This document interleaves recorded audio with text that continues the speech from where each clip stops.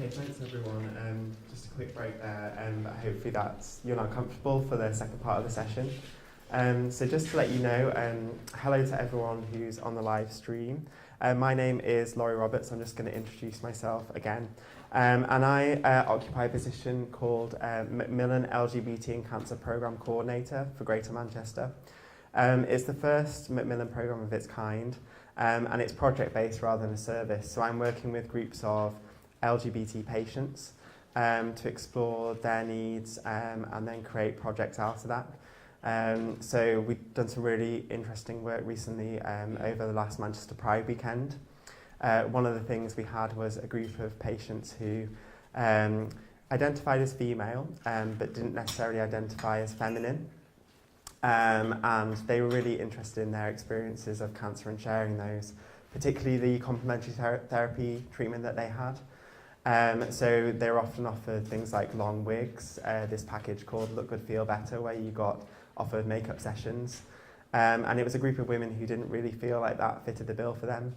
And they explored that topic through poetry, through singing, through performance art. And that was over Pride weekend.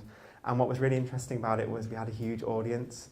So you'd think who would want to kind of go and listen to a performance about cancer on Pride weekend, but it really showed that once you create a space around these issues, people do come out and do want to hear and share. So that's just one example of the type of projects that I'm working on. But this morning is obviously about LGBT, which is lesbian, gay, bisexual and transgender people, and end-of-life care. And just to give the people who are web streaming some context, we did have a workshop for the previous hour with those who were in the room. We talked a little bit about the main headline issues in this area. The fact that more people than ever define themselves as not straight. So that puts an end to the myth of this being a minority group that we're talking about. We talked about whether our services are necessarily prepared for that. We talked about potentially the lack of space that's actually given in terms of staff training. So have we ever had a space within our hospice or our service to talk about transgender patients, for example? And a lot of us seem to think that we hadn't so far. So maybe we need to be identifying the areas where we're less confident, because that's likely to have an impact on that patient group. And we also talked about the high numbers of gay men who, in a recent survey by Stonewall, did not feel comfortable to hold hands. So even the basic kind of expression there of affection towards each other. So we talked about the landscape in terms of hate crime and discrimination, and the fact that maybe we need to be doing a bit more as services to mitigate this for the LGBT community. We certainly might have strong policies and campaigns running about challenging, for example, racism or sexism example, but do we have anything on offer for the LGBT community? Because we really need our patients to be feeling comfortable with themselves and comfortable to share who they are, so that we can adapt the care around them. And the final thing that we looked at was this headline around LGBT people face devastating discrimination in end-of-life healthcare. And this was from a Marie Curie report, and I've got the link to the report later on in this presentation. It's already been recommended to the room as further reading after today, and I'd recommend it to the web streamers as well. The actual report title will be coming up later on in the presentation. So over the next half an hour, we'll be looking a little bit at the second section here, so the knowledge part of the day. And this is the needs of LGBT people during palliative care and at end of life. And we'll be looking at some of the landscape around this. So we'll be looking at what evidence is actually out there, what did the Marie Curie report actually say, and why is this part of our duty as well. This isn't going to be a presentation that's full of lovely graphs, data and stats, because the LGBT community tend to be an under-researched community, particularly the trans population. So I'll show you what I've got, and I can take any questions at the end if you want to know any further details or continue the conversation. So the LGBT community is one of the communities, just for context, that is affected by health inequalities.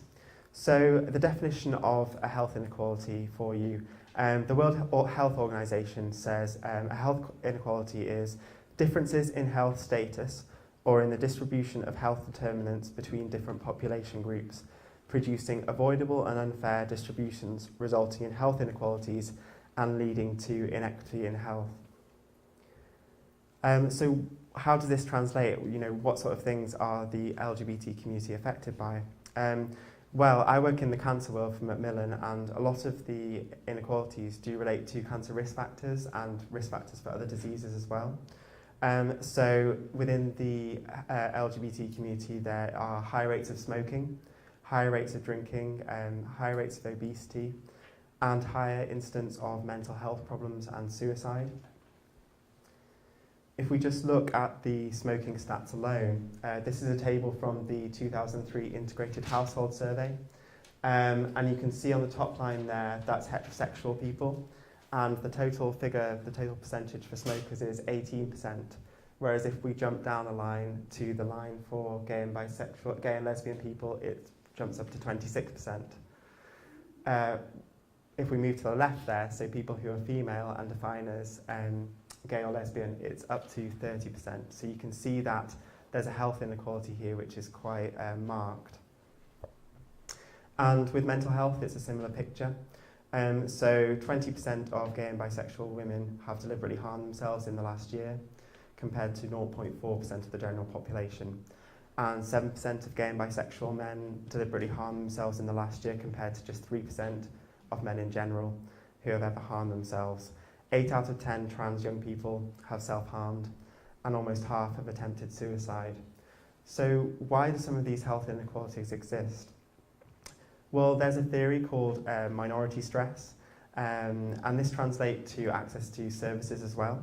So it's a relationship between the minority and dominant values and the resultant conflict with the social environment experienced by minority group members.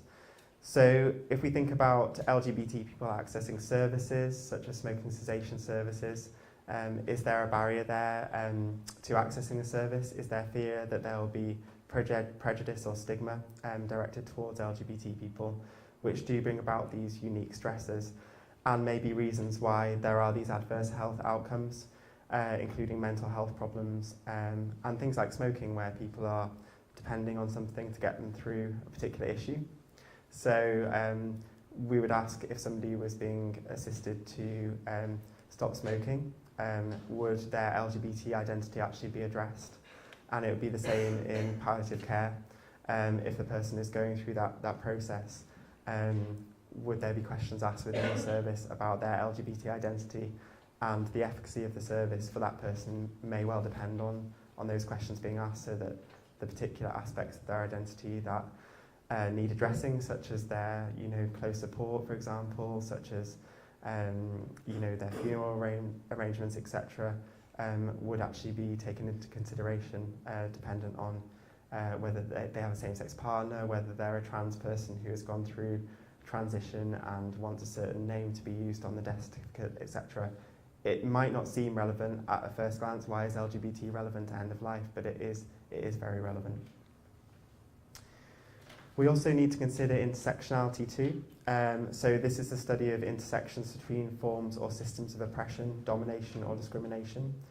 An example here of intersectionality, so this is a black lesbian mother who suffers from clinical depression. She says, I am isolated because of the different levels of discrimination due to my race, sexuality, mental health problems, and single mother status.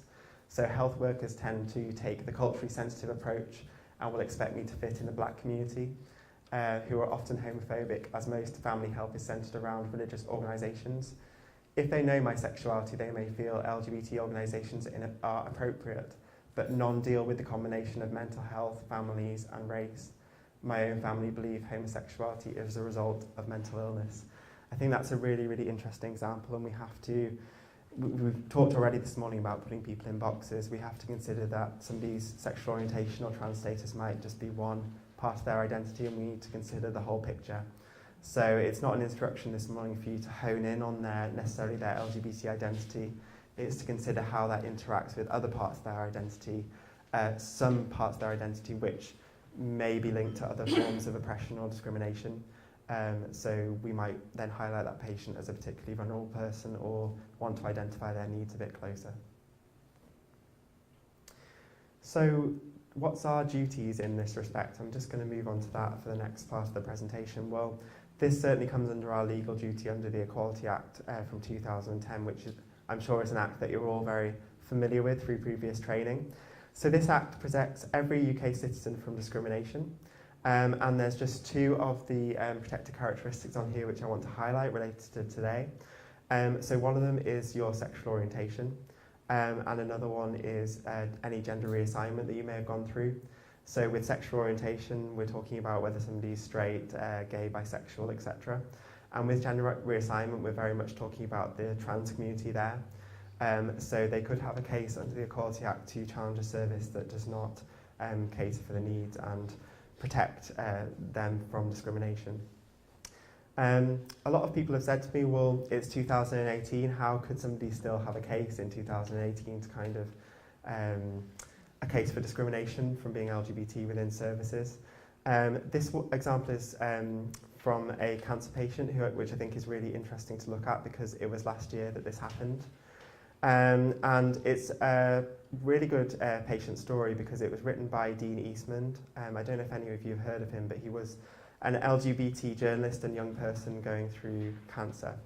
And because he was a journalist, he was really skilled at being able to put his thoughts and feelings into words and get them out there through the press as well.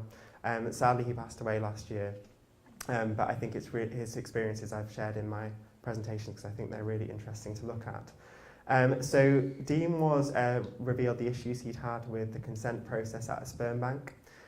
So he was told that he was undertaking chemo, and due to the severity of his cancer, they weren't sure the chemo was going to be, very extreme, and they weren't sure about the efficacy of the treatment.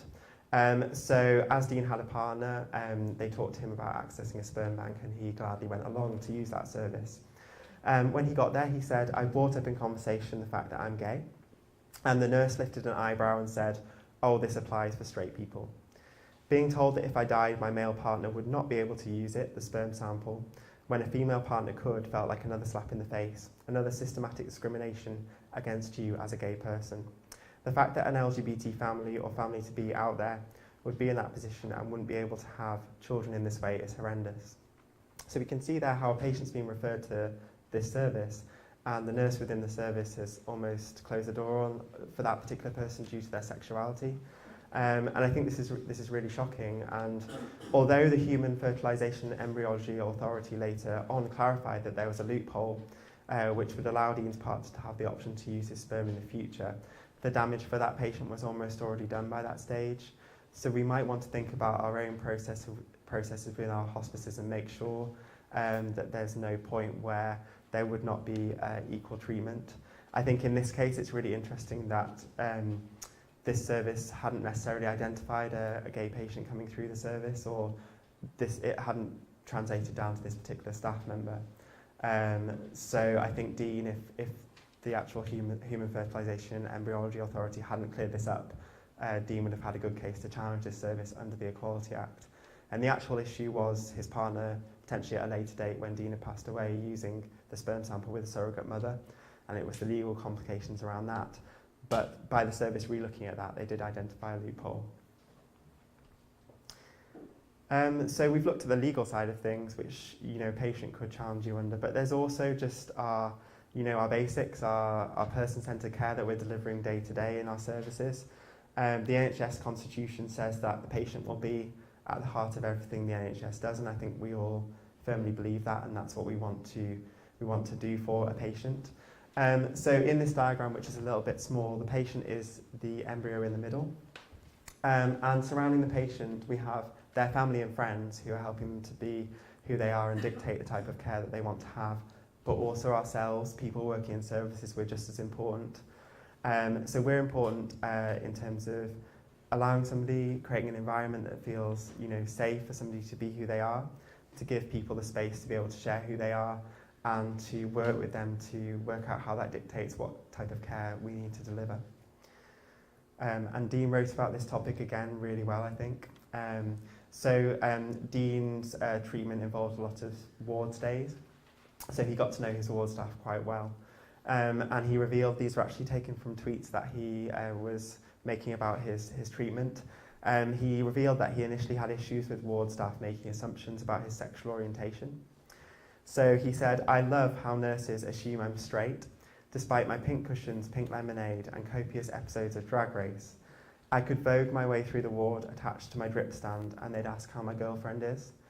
I think that's a really interesting kind of statement from Dean, and I'm not saying here that we're, and I don't think Dean's saying either that we're trying to spot the gay person on the ward from the type of thing, you know, they're watching RuPaul's Drag Race, etc.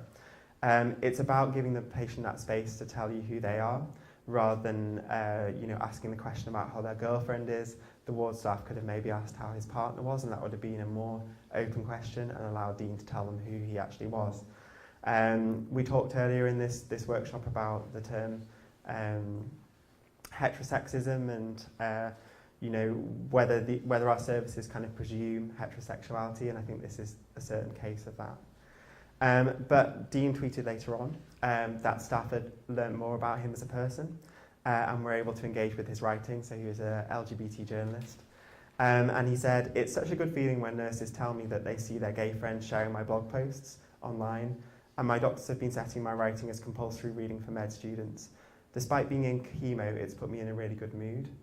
So just that part of allowing Dean to be who he is, to actually, for the ward staff to positively react and engage with his sexual orientation and the writing that he's been doing, it's completely turned around the experience, even though for a patient who's in the middle of chemotherapy. So I think that's a really interesting experience to share with you. What we're looking for then within services is equity in what we deliver. So equality, I know a lot of us will probably have a mantra that, you know, everyone who comes through the door is treated equally. This is the picture then. If we treat everyone equally, we try and shove the same box under their feet. But at the end of the day, not everyone can see the match if we do that. It's just that little bit of time taken to get to know a person and get to know exactly what their needs are, allows us to adapt the type of care that we're giving. And in this case, somebody doesn't need a box at all, but the staff have discovered that, you know, somebody on the end there needs their box to help them see the game. So it's that little bit of time given, and I know our service is a stretch, but if we can build it in and just consider that, you know, this patient group might have different needs, and to achieve, you know, equality in care and equity of service, we might need to adapt, you know, what we're giving to a patient. One of the barriers to this is discrimination. So Stonewall did this report called Unhealthy Attitudes a couple of years ago, and some of the stats in this report were quite shocking. We don't have many stats on healthcare and discrimination against LGBT people, but I think some of these are really, really worth looking at so we can appreciate some of the challenges that there are. So just looking at some of these, and I know they're a bit small on screen, so I'll read a couple of them out. So we had 3 in 10 patient-facing staff have heard their colleagues make homophobic or biphobic remarks. 1 in 10 staff say that trans colleagues experience discrimination at work. 1 in 5 staff say that lesbian, gay and bisexual colleagues experience discrimination at work. 1 in 5 have heard colleagues make transphobic remarks.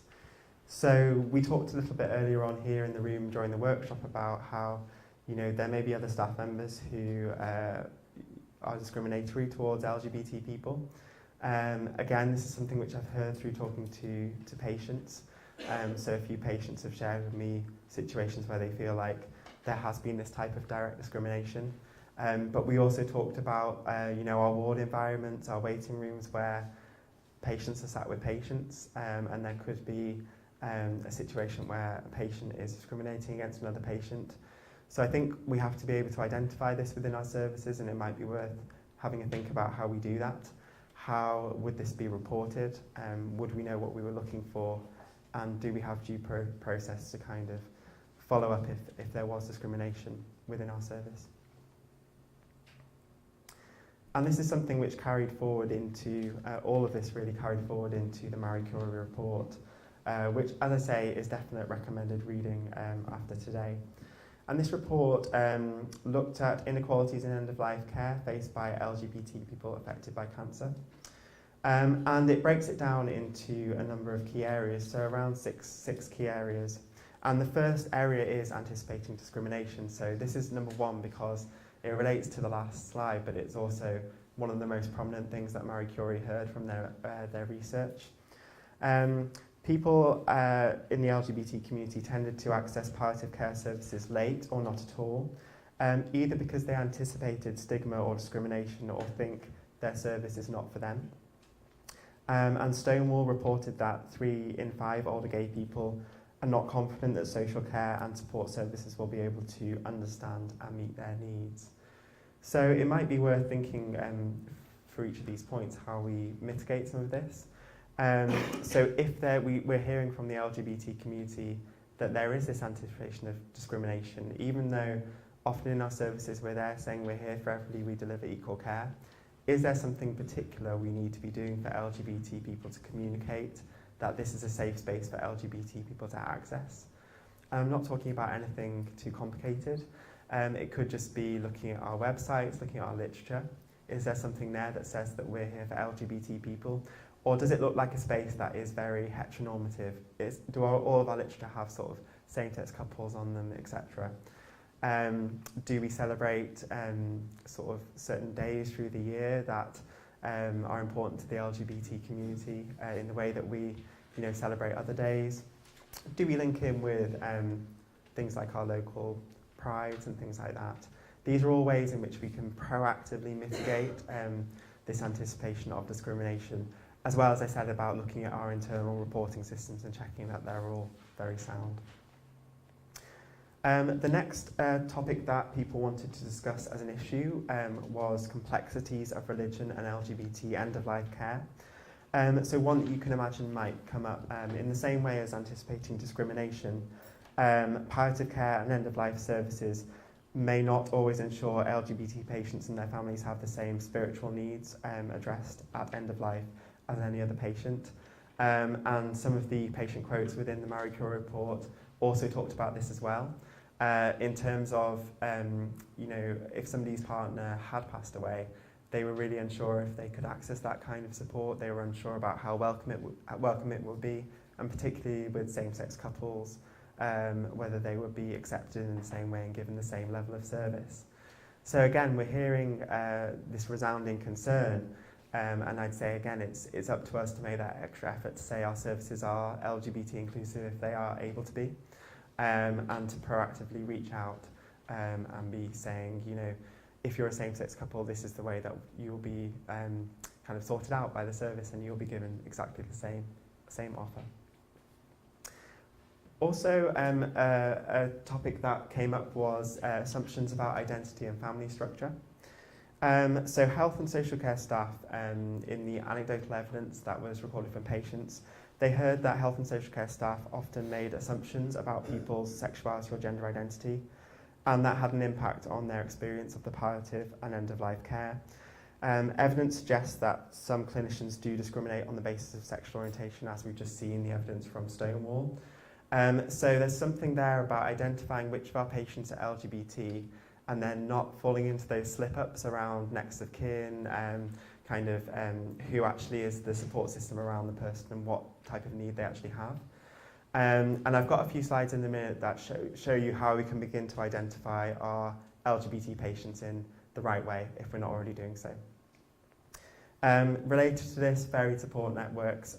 So LGBT people at end of life may choose to be surrounded by close friends and support groups rather than close family and blood relatives. So it's about how systems were able to accommodate that and whether it was just seen as the norm and not treated by staff as a kind of happening that was unusual. It was just made to feel natural for that to happen. Also, unsupported grief and bereavement. So thinking about the partners who feel isolated or unsupported during bereavement because of their sexuality. Quite a shocking one, really. And I heard there's somebody who works with me on the project, a patient who had an experience around 6 or 7 years ago where he was denied being a signatory of his partner's death certificate within a service within Manchester. So he talks about how he was there at the time of death and he had been cohabiting with the person for around 10 years or so, and still there was this issue with signing off the death certificate. So we just need to be making sure that same-sex partners are being supported in the same way as everybody else and are aware of their legal rights, and that we're able to refer them to that and actually empower them to use those legal rights that they have as next of kin. And finally, increased pressure on LGBT carers. So LGBT carers have been a group of people who have been highlighted for some extra research, particularly in Scotland. I believe there's been some interesting research. And there's increased pressure on informal carers who are LGBT because people are accessing palliative and end-of-life care services late or not at all. So yeah, some really interesting stuff in that report. There's not time to go into detail in all of those sections, but if you want to read more patient experiences related to these and some of the solutions that Marie Curie suggests, this is my number one recommendation of a top read. I just want to go into one solution before we close on the live stream though that we can all be looking at within our services. I think what can we do? The main thing we can do is start to identify and monitor the LGBT people within our services. And I'll go into a little bit more about what that actually gives us back in a second, but you might be wondering how we actually do that. Is it a case of, you know, in a waiting room looking for who might fall into this category and then asking them specific questions? Well, no, we ask everyone the same question. We make sure that our demographic monitoring form, or any demographic monitoring we're doing when people come into the service, identifies and looks at this issue. Something that can very much help us with that and around identifying somebody's sexual orientation is a brand new monitoring information standard that went live on NHS Digital on October the 5th, 2017. The standard provides a consistent mechanism for recording the sexual orientation of all patients and service users aged 16 years and over across all health services. And the question that we would ask, you don't have to write it yourself, it's already on there. So you'll be asking on a form, or if you're running through this in person, which of the following options best describes how you think of yourself? Heterosexual or straight, gay or lesbian, bisexual, or in another way. And we do ask that prefer not to say is not made a special case on the form. Somebody can always decline to answer the question. But it's just about saying, you know, by not putting that on there, it is actually fine and relevant to your care to be declaring this to us, because we have the follow-up, we have the confidence within this service to talk about that issue with you and to adapt the needs to you, whatever you might need from us. Some people have asked if people, you know, patients might respond to this in a negative way and say, well, of course I'm straight, why are you asking me this question? And there's a comeback to that. So it's about being confident when we ask the question, but there's also about saying that we ask all questions to all patients that come through the door. And actually, if somebody was ticking a certain box, then that would have follow-ups and we would be adapting the care around that person. So if anyone does react negatively to the question, we can be confident in our response to that. On these slides as well, there's some information about how this would be stored within IT systems, if you're thinking about that as well. So that identifies somebody's sexual orientation. How do we identify if somebody is transgender or not? Well, that's a completely different question that we'd have to ask. Trans people can also identify as lesbian, gay and bisexual, so we'd need that question on there as well. But if we're thinking about somebody's gender identity, we don't at the moment have a kind of accepted NHS-sponsored question that could go on forms. The standard for sexual orientation monitoring, so the question that we've just seen, is almost a pilot for what might come in the future in terms of a trans status monitoring question. But if you were interested in the question that's recommended by Lgbt Foundation and the way in which you could incorporate trans status monitoring into your work as well, there is a briefing sheet on the LGBT Foundation website where it gives you guidance around asking the question around somebody's trans status. And what do our patients actually think about being asked the question? Because I've already spoken a little bit about how you might get this comeback of, you know, I'm not happy to answer this, or why are you asking me this? So over the last decade, LGBT Foundation has been conducting research with lesbian, gay and bisexual and heterosexual people to assess the acceptability of SOM, that's sexual orientation monitoring. And 90 to 95% of people, both lesbian, gay, bisexual and heterosexual, said that they would be comfortable disclosing their sexual orientation as part of demographic monitoring if they understood why it was being collected. So in this case, it's palliative care. is very, very relevant. We're not going to have any reason why that data shouldn't be collected, because it's data that we'll be using in the package of care. And the benefits of this on our service, it has numerous benefits if we're able to implement this in an effective way. So first of all, the standard may act as an enabler for the Equality Act in 2010, supporting good practice in terms of your demographic monitoring and reducing mitigation risk for organisations required to comply with the Act. But it instantly gives us better understanding of the numbers of lesbian, gay and bisexual service users.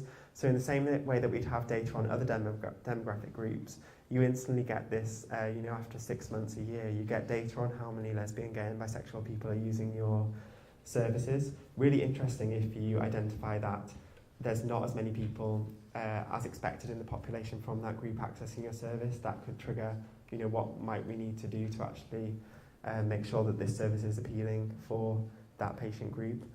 But it also allows us to see as a group the particular issues that these service users are experiencing. It can definitely inform the service offered.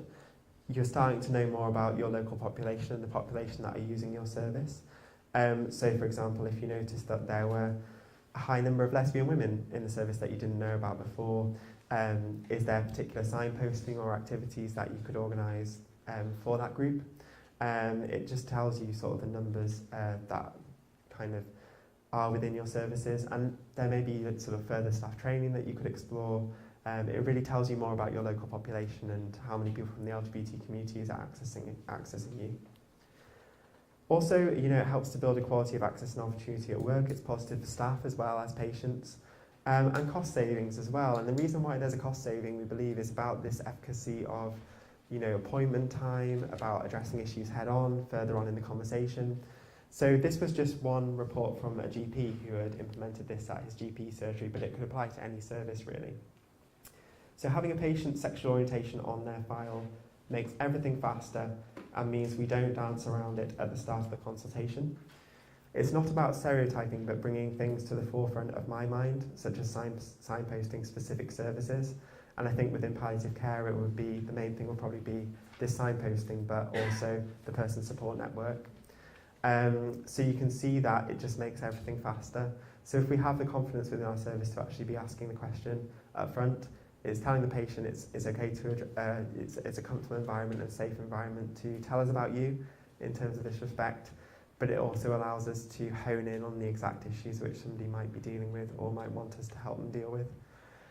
So I think, although I haven't gone into detail about all the main recommendations this morning, I think that's a big one, and I think that's one that we can all go back to our own services today, and whatever level we're at, be kind of asking the people who are in charge of those forms, etc., or just sticking our head above the parapet and saying this might be something that we should be implementing, if not already. I think that's going to bring us to the end of the live stream section presentation. We're going to do a further workshop on patient stories with the group gathered here today. Hopefully that's been useful on the live stream. And just a reminder again about that Marie Curie report.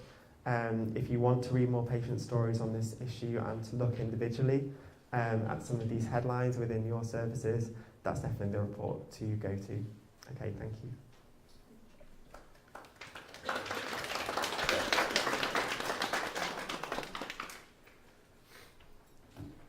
Okay, great. So we've lost our live stream viewers now, so we've got about 20.